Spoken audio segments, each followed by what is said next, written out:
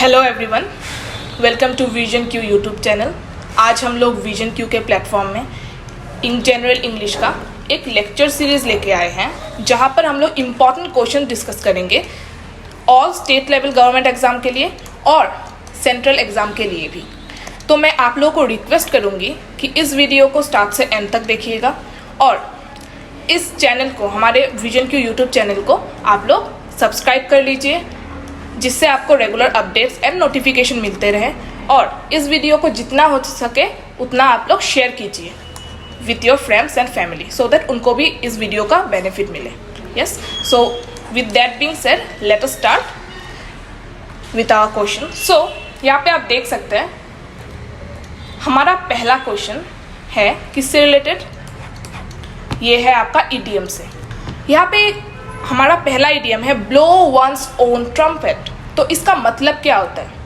इसका मतलब होता है कि खुद की ही बड़ाई करना, खुद की ही वाह वाह करना। ओके, तो इसका आंसर क्या हो जाएगा? To praise one's own self, खुद की ही वाह वाही करना। ओके, खुद को ही क्या करना, अच्छे से बोलते रहना हमेशा। ओके, उस सेंस में आता है ब्लो वंस ओन ट्रम्पेट। यहाँ पे हमारा सेकंड क्वेश्चन है, जो हमारा नेक्स्ट क्वेश्चन है, वो है to hit below the belt. ये जो पार्टिकुलर इडियम है ये बॉक्सिंग से निकल के आया है, बॉक्सिंग। ओके, सो बॉक्सिंग में ये इलीगल है कि आप जो बेल्ट होता है ना, जो पर्सन बेल्ट पहनता है उसके बिलो आप हिट नहीं कर सकते हैं, वो इलीगल हो जाता है। सो इन दैट सेंस ये जो हमारा इडियम है वहाँ से निकल के आया है और इसका मतलब होता है टू बी क्रूएल और अनफेयर, क्योंकि ये अनफेयर होता है अगर आप किसी पर्सन के बेल्ट के बिलो मारते हो। ओके, सो वहाँ से ये इडियम निकल के आया है और इसका मतलब है to be cruel and unfair. So I guess ये दोनों इडियम आप लोग को समझ में आ गया है। So let us move to next question. So हमारा नेक्स्ट क्वेश्चन है cut the mustard and what does that mean.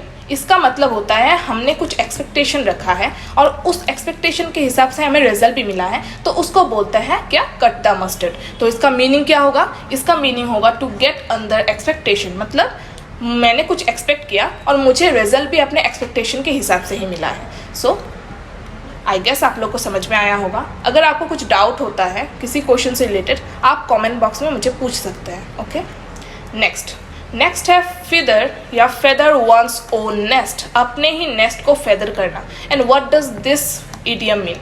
इसका मतलब होता है make money in an improper way. इसका एक्चुअल में मीनिंग होता है कि सेल्फिश एक्ट करना। ओके, सेल्फिश एक्ट करना। तो यहाँ पे आपका ऑप्शन है work hard at home, build a home, make money in a improper way and decorate. देखिए, decorate, build a home and work hard at home is not making any sense. तो यहाँ पे एक ही ऑप्शन हमारा बच जाता है और वो होता है make money in an improper way. Okay, so I guess आप लोग को समझ में आया होगा। नेक्स्ट है आपका idiom a drop in a bucket. See, ये जो इडियम है इसका मतलब क्या है? इसका मतलब है, देखिए, एक अगर बकेट रहा, उस पर आप अगर एक ड्रॉप फेंकेंगे पानी का, उससे क्या उस बाल्टी में, उस बकेट में कोई चेंज आएगा? क्या नहीं आएगा ना, एकदम इनसिग्निफिकेंट है वो ड्रॉप, वाटर ड्रॉप। तो ये जो है अ ड्रॉप इन अ बकेट, इसका मतलब होता है अ वेरी इनसिग्निफिकेंट अमाउंट। कोई भी चीज़ जो इनसिग्निफिकेंट है, जिसका कोई मतलब इम्पॉर्टेंस नहीं है, इनसिग्निफिकेंट, छोटा सा, उस सेंस में आता है अ drop in a bucket. Done. Next यहाँ पे देखिए, नेक्स्ट जो हमारा क्वेश्चन है वहाँ पे हम लोग को क्या करना है? जो करेक्टली स्पेल्ड वर्ड है उसको सिलेक्ट करना है। यहाँ पे देखिए, surveillance, surveillance, surveillance, surveillance, surveillance. Okay, इन चारों में से आपको सिलेक्ट करना है कि कौन सा करेक्टली स्पेल्ड वर्ड है। तो यहाँ पे हमारा करेक्ट आंसर होगा सर्वेलांस, ये। और इसका मतलब क्या होता है? स्क्रूटिनी करना। ओके, स्क्रूटिनी करना, चेक करना, इंस्पेक्शन करना, इंस्पेक्शन करना, जांच पड़ताल करना, उस सेंस में आता है सर्वेलेंस। तो इसका क्या हो सकता है synonym? Scrutiny, inspection. Yes, okay. So let us move to the next question. और हमारा नेक्स्ट क्वेश्चन है, ये भी सेम, हम लोग को क्या करना है? एक स्पेलिंग जो सब करेक्ट है उसको सिलेक्ट करना है। तो यहाँ पे दिया हुआ dialectic, dialectic, dialectic and dialectic. तो यहाँ पे आपको सिलेक्ट करना है जो करेक्ट आंसर होगा। सो आप देख सकते हैं ये जो पार्टिकुलर वर्ड है डायलेक्टिक, ये है हमारा करेक्टली स्पेल्ड वर्ड। और डायलेक्टिक का मतलब होता है किसी भी चीज़ का reasoning. Okay, reasoning, argumentation. Yes, reasoning, argumentation, इसको बोलते हैं हम लोग डायलेक्ट। यहाँ पे और एक वर्ड है डायलेक्ट, और डायलेक्ट का मतलब होता है हमारा क्या, हमारा होता है कोई भी रीजनल लैंग्वेज को हम लोग डायलेक्ट बोलते हैं। और ये हमारा जो पार्टिकुलर वर्ड था वो था डायलेक्टिक। सुनने में एक ही टाइप का लग रहा है बट डिफरेंस है। यहाँ पे जो डायलेक्टिक वर्ड है ना, इसका मतलब होता है रीजनिंग करना, आर्ग्यूमेंटेशन कर पाना। किसी चीज़ का अगर आप रीजनिंग कर पा रहे हो, कोई आर्ग्यूमेंटेशन दे पा रहे हो, उस सेंस में हम लोग डायलेक्टिक यूज़ करते हैं। पर यहाँ पे देखिए, ये जो पार्टिकुलर वर्ड मैंने लिखा अभी डायलेक्ट, इसका मतलब होता है कोई भी रीजनल लैंग्वेज। ओके, डायलेक्ट बोलते हैं ना, हम लोग का डायलेक्ट अलग है आप लोगों से, तो उस सेंस में आता है डायलेक्ट, और इसका मतलब होता है regional language. Done. So let us move to the next question. यहाँ पे भी सेम आप लोगों को करेक्टली स्पेल्ड वर्ड चूज करना है, और आप लोग को दिया हुआ है गायनेकोलॉजी, गायनेकोलॉजी। सो यहाँ पे हम लोग का करेक्ट वर्ड क्या हो जाएगा, गायनेकोलॉजी, ये वाला third option.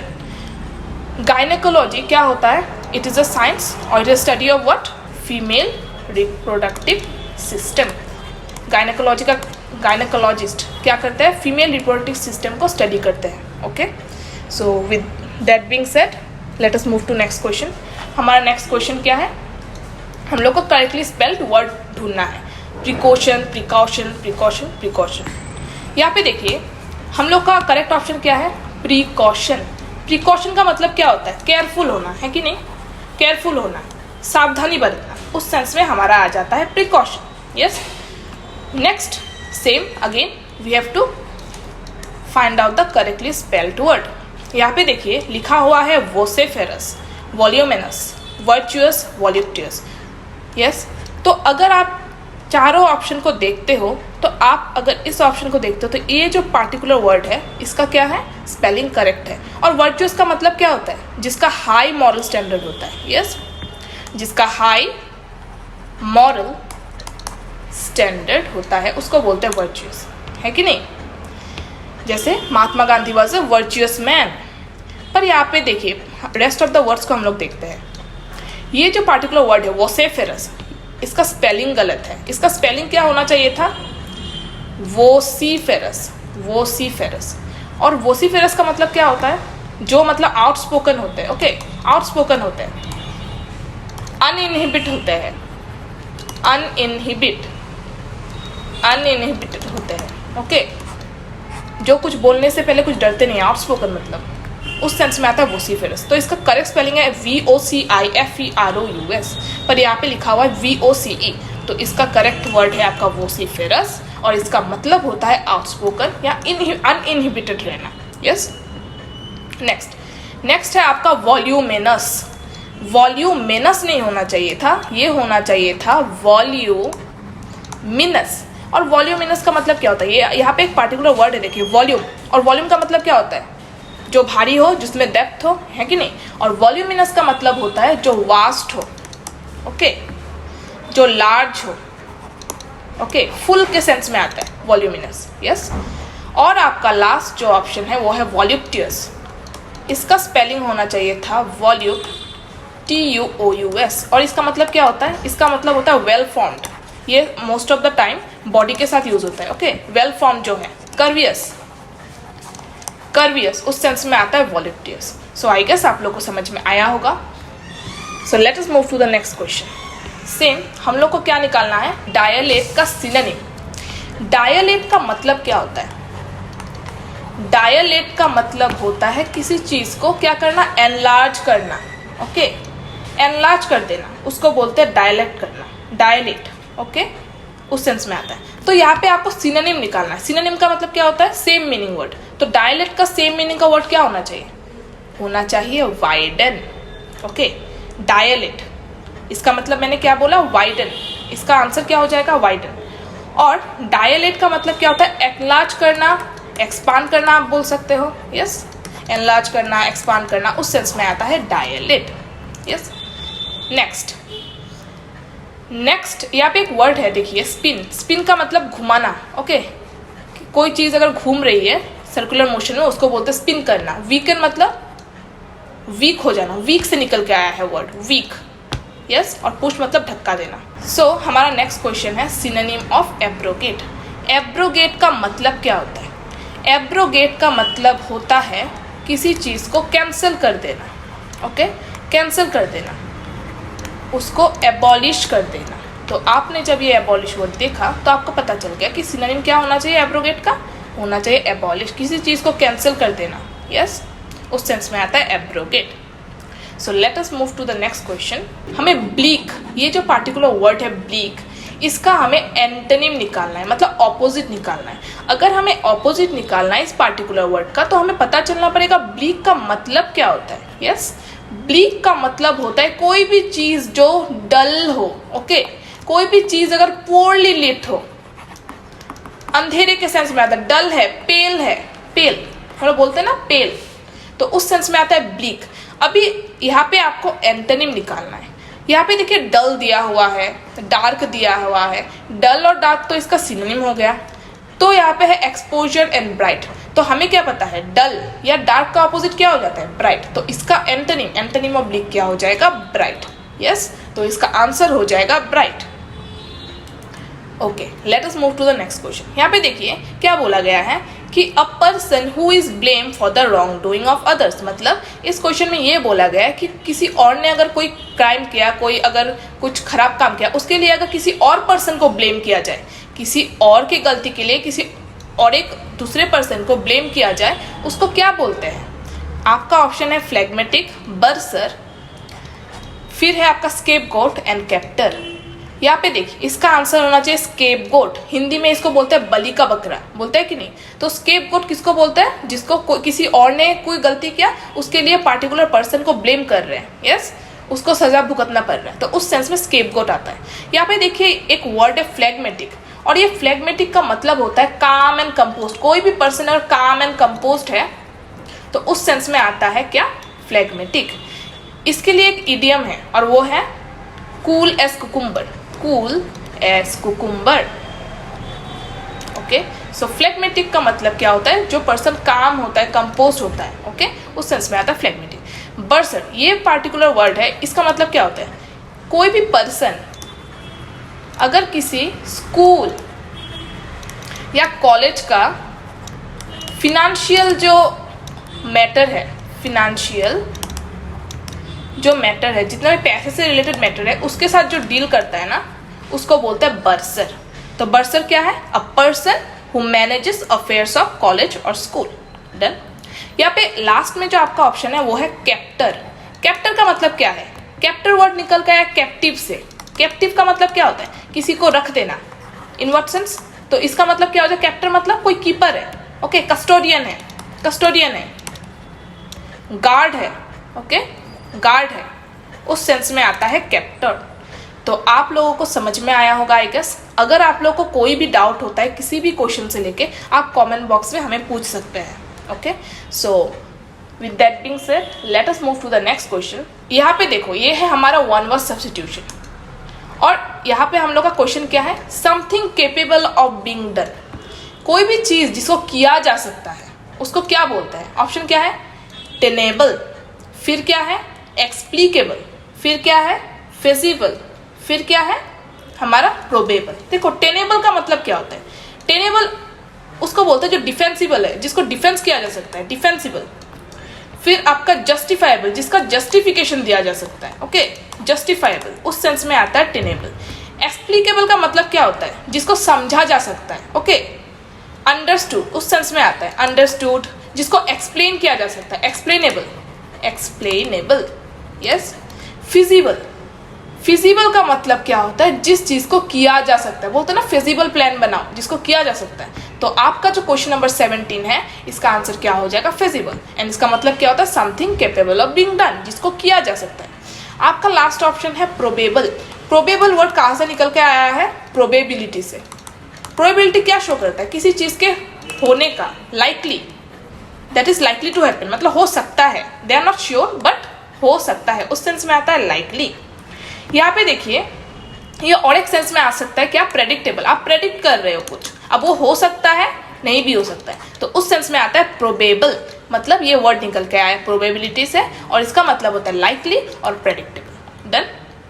So let us move to the next question, the study of insects. Insects के स्टडी को क्या बोलते हैं हम लोग बोलते हैं इंसेक्ट्स के स्टडी को एंटोमोलॉजी। एंटोमोलॉजी बोला जाता है स्टडी ऑफ इंसेक्ट्स। यहाँ पे देखिए आपका है वर्ड एटोमोलॉजी, जूलॉजी, एंथ्रोपोलॉजी। देखो एटोमोलॉजी का मतलब क्या होता है? एटोमोलॉजी का मतलब होता है study of origin of words. Words के ऑरिजिन के स्टडी को हम लोग क्या बोलते हैं? एटोमोलॉजी। फॉर एग्जाम्पल पार्टिकुलर कोई वर्ड है, उसका ऑरिजिन कहाँ से निकल के आया है, तो उस स्टडी को क्या बोलते हैं? एटोमोलॉजी। क्योंकि लॉजी का मतलब क्या होता है? लॉजी वर्ड निकल के आया है लोगोस से, यस, और लोगोस का मतलब होता है स्टडी।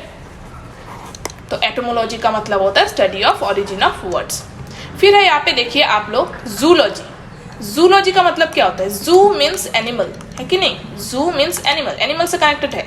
तो जूलॉजी का मतलब होता है जहाँ पे एनिमल का स्टडी होता है उसको जूलॉजी बोलते हैं, यस। फिर आपका जो लास्ट ऑप्शन है वो है एंथ्रोपोलॉजी। ये जो पार्टिकुलर वर्ड है ये निकल के आया है दो वर्ड से। First one is anthrop, then logos. Anthrop का मतलब होता है ह्यूमन, ह्यूमन, और लोगोस का मतलब होता है स्टडी। तो एंथ्रोपोलॉजी का मतलब क्या होता है? It is the study of what? Human origin, development and in different phases. Okay, human के जितने भी डेवलपमेंट हुए हैं पहले से, नेथर्डल से अभी जितने भी चेंजेस आए हुए होमोसेपियंस तक, उसके स्टडी को क्या बोलते हैं? Anthropology, yes. So I guess आप लोग को समझ में आया होगा। So let us move to the next question. Singular निकालना है यहाँ पे, विसेरा।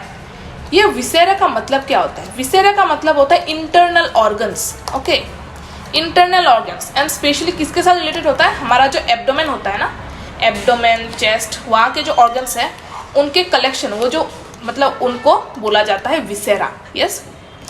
तो इसको आपको सिंगुलर निकालना है विसेरा का, और विसेरा का सिंगुलर क्या होना चाहिए? Viscous, VISCUS। और ये पार्टिकुलर जो क्वेश्चन है ये DHS में आया हुआ है already, okay, department of health service Assam का। नेक्स्ट है ये जो पार्टिकुलर क्वेश्चन है बहुत ही इंपॉर्टेंट है, ये क्वेश्चन बहुत रिपीट होते रहता है। हमारा ये क्वेश्चन है सिंगुलर ऑफ डेटा। डेटा का सिंगुलर क्या होता है? ये DHS में ऑलरेडी आया हुआ है और डिफरेंट एग्जाम्स में भी ये आते रहते हैं, ये पार्टिकुलर क्वेश्चन तो आता ही है, ओके। तो सिंगुलर निकालना है डेटा का, तो डेटा का सिंगुलर निकालना है। तो डेटा का सिंगुलर क्या होता है? डेटम। डेटम होता है डेटा का सिंगुलर, ओके। सो इसका आंसर क्या हो जाना चाहिए? Datum. So let us move to the next question. Divide 12 mangoes dash 3 boys. यहाँ पे क्या आना चाहिए? To, for, among, between. देखिए ये जो पार्टिकुलर वर्ड है बिटवीन, बिटवीन हमेशा हम लोग यूज करते हैं कब? किसी दो पर्सन का अगर बात होता है, बिटवीन यू एंड मी, अगर दो पर्सन का बात हो रहा है तब हम लोग बिटवीन यूज करते हैं। पर यहाँ पे इस क्वेश्चन में देखिए यहाँ पे 3 लोगों का बात हो रहा है ना, तो यहाँ पे बिटवीन तो आएगा नहीं। फॉर और टू कोई सेंस नहीं बन रहा है, बच के आ गया अमोंग। तो हमेशा याद रखिएगा अगर 2 से ज़्यादा का बात हो रहा है तो वहाँ पे हम लोग अमोंग यूज़ करते हैं। तो यहाँ पे आंसर क्या आना चाहिए? Among, yes. Divide 12 mangoes among 3 boys, okay. So let us move to the next question. यहाँ पे क्या लिखा है? They have been reading dash 7 o'clock। यहाँ पे आपका ऑप्शन है फॉर, इन, सिंस, एट। देखिए एट, इन तो आएगा नहीं, पर यहाँ पे 2 ऑप्शन है, देखिए फॉर और सिंस। फॉर हम लोग कब यूज़ करते हैं? किसी अगर टाइम का ड्यूरेशन दिया जा रहा है उस सेंस में हम लोग फॉर यूज़ करते हैं। अगर हम लोग को सिंस दिया हुआ है उसका मतलब किसी चीज़ का ओरिजिन, स्टार्टिंग पॉइंट का बात हो रहा है, तब हम लोग सिंस यूज़ करते हैं, ओके। तो यहाँ पे 7 o'clock एक टाइम का ओरिजिन का मतलब कब से, वो कब से पढ़ रहे हैं? 7 o'clock से, मतलब एक टाइम का स्टार्ट का बात हो रहा है ना, तो यहाँ पे क्या आना चाहिए? सिंस। अगर यहाँ पे ये होता they have been reading dash 3 hours, वहाँ पे एक ड्यूरेशन दिया जा रहा है। अगर यहाँ पे 7 o'clock नहीं होके 3 hours होता, 3 hours मतलब एक ड्यूरेशन है कि नहीं टाइम का, 1 2 3 एक ड्यूरेशन दिया जा रहा है, तब हम लोग फॉर यूज़ करते हैं, तब हम लोग का आंसर फॉर होता। पर यहाँ पे हम लोग का क्या है? हम लोग को एक टाइम दिया गया है, यस, एक पार्टिकुलर टाइम सिलेक्ट करके दे दिया गया है, तो दैट्स वाई हम लोग का यहाँ पे आंसर क्या हो जाएगा? Since, okay.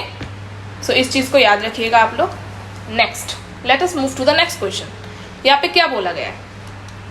The boy was suffering dash fever from by in with, in by तो आएगा नहीं, फीवर से सफ़र कर रहे थे तो क्या आ जाएगा answer? From. The boy was suffering from fever. Done. Let us move to the next question. Due to dash personal reasons, both of them avoid each other. क्या होना चाहिए? Due to the, no. Due to most, नहीं. Due to little, नहीं होगा answer. इसका क्या होना चाहिए option? Due to some personal reasons, both of them avoid each other. Okay. So let us move to the next question. Lachit Borfukon was dash great general. क्या होना चाहिए? The, A, one, last. Last नहीं होगा, one नहीं होगा, या फिर the भी नहीं होगा, यहाँ पे होना चाहिए A. Lachit Borphukan was a great general. Okay, the कब होता? द तब होता अगर वहाँ पे किसी एक पर्सन, अभी लाचित बोरफुकन अकेले तो एक ग्रेट जनरल नहीं थे, और भी ग्रेट जनरल हुए हैं, तो द हम नहीं लगा सकते, यहाँ पे ए होना चाहिए। Okay, next, he gently tapped on my shoulder. तो इसका पैसिव निकालना है, ये एक्टिव वॉइस में है, इसका हमें पैसिव निकालना है। तो कैसे निकालेंगे पैसिव? यहाँ पे क्या क्या ऑप्शन दिया हुआ है? I was gently tapped on my shoulder by him, it was my shoulder that was gently tapped by him, my shoulder had been gently tapped by him, और gently was my shoulder being tapped by him। ये तो बन नहीं रहा है, ये constructive नहीं बन रहा है। My shoulder had been gently tapped by him, हमारा जो ये वर्ड है ये सिंपल पास्ट टेंस में है। कभी भी किसी वर्ड में, किसी भी सेंटेंस में अगर हैड या फिर हैव, हैज़ लग जाता है तो सोच लीजिएगा वो परफेक्ट टेंस है। तो ये तो मेरा नॉर्मल सिंपल टेंस में है, मुझे परफेक्ट में क्यों चेंज करना है? तो ये भी नहीं होगा। It was my shoulder that was gently tapped by him, ये भी नहीं होगा। बच क्या गया? I was gently tapped on my shoulder by him. Okay, ये होना चाहिए आपका आंसर। एक जब एक्टिव सेंटेंस होता है उसका स्ट्रक्चर, नॉर्मल एक सेंटेंस का स्ट्रक्चर क्या होता है? Subject, verb and object. पर आप जब एक्टिव से पैसिव करते हो तो आपका चेंज हो जाता है स्ट्रक्चर। ऑब्जेक्ट आ जाता है आगे, वर्ब अपनी जगह ही रहता है, सब्जेक्ट चला जाता है लास्ट में। ओके, और ये जो वर्ब है अपना थर्ड फॉर्म ले लेता है, पास्ट पार्टिसिपल। ओके, सो ये सब चीज़ें आप लोग याद रखिएगा। नेक्स्ट है do not inform the police about the robbery. ये है आपका एक्टिव वॉइस में, इसको आपको क्या करना है? पैसिव वॉइस में चेंज करना है। तो क्या होना चाहिए? देखिए ये वाला स्ट्रक्चर देखिए, यहाँ पे क्या लिखा हुआ है? डू नॉट लिखा हुआ है कि नहीं? डू नॉट लिखा हुआ है। डू क्या है? डू वर्ब का फर्स्ट फॉर्म है कि नहीं? वर्ब का फर्स्ट फॉर्म है। तो जब भी ऐसे टाइप का सेंटेंस दिखे जहाँ पे वर्ब का फर्स्ट फॉर्म आता है, तो पहले एक तो ये इम्पेरेटिव सेंटेंस है, इसको हम लोग चेंज कर सकते हैं। यू आर रिक्वेस्टेड और you are ordered not to inform the police about the robbery, पर यहाँ पे ऑप्शन है नहीं, यहाँ से लेट से स्टार्ट हो रहा है। तो जब भी ऐसे टाइप का क्वेश्चन आए आप लोग एक स्ट्रक्चर फॉलो करिएगा, और वो स्ट्रक्चर है आपका let plus object plus be plus verb का थर्ड फॉर्म। ये है आपका स्ट्रक्चर। मतलब जब भी ऐसा सेंटेंस आए और आपको एक्टिव से पैसिव में चेंज करना है, ये वाला स्ट्रक्चर आपको फॉलो करना है। जैसे लेट, मेरा ऑब्जेक्ट क्या है सेंटेंस में? द पुलिस, है कि नहीं? Do not inform the police about the robbery, यहाँ पे मेरा ऑब्जेक्ट क्या है? पुलिस, है कि नहीं? लेट द पुलिस, यहाँ पे ये नेगेटिव में है इसलिए मुझे नॉट लगाना पड़ेगा, नॉट। उसके बाद बी इन्फॉर्म का क्या हो जाएगा? Third form informed. उसके बाद about the robbery, rest of the sentence will remain the same. तो ऐसे करके आपको ऐसे क्वेश्चन का आंसर निकालना है। तो ये क्या हो जाएगा? Let the police not be informed about the robbery. Okay, next question, grandfather was digging the flower bed. इसका मतलब क्या हो? यहाँ पे इस सेंटेंस से बोला जा रहा है कि ग्रैंडफादर डिग कर रहे थे फ्लावर बेड को। ये किस सेंटेंस में है? सॉरी, ये किस फॉर्म में है? एक्टिव वॉइस में है। इसको आपको पैसिव में चेंज करना है। तो इसका आंसर क्या होना चाहिए? The flower beds were being dug by my grandfather. देखिए यहाँ पे डिगिंग है ना, मतलब वर्ब प्लस आईएनजी फॉर्म है। जब भी एक्टिव सेंटेंस में वर्ब प्लस आईएनजी फॉर्म होता है, तब आप जब एक्टिव से उसको पैसिव में चेंज करते हो तब एक बीइंग लगता है। ओके, एक बीइंग लगता है। सो यहाँ पे हमारा जो ऑप्शन है वहाँ पे ओनली ऑप्शन नंबर बी ही है जहाँ पे बिंग लग रहा है। यस, जहाँ पे बिंग लग रहा है, तो हम लोग को यही वाला ऑप्शन चूज करना है। Yes, okay, so let us move to the next question. इसको भी आपको पैसिव में करना है। We were watching a film, क्या होना चाहिए?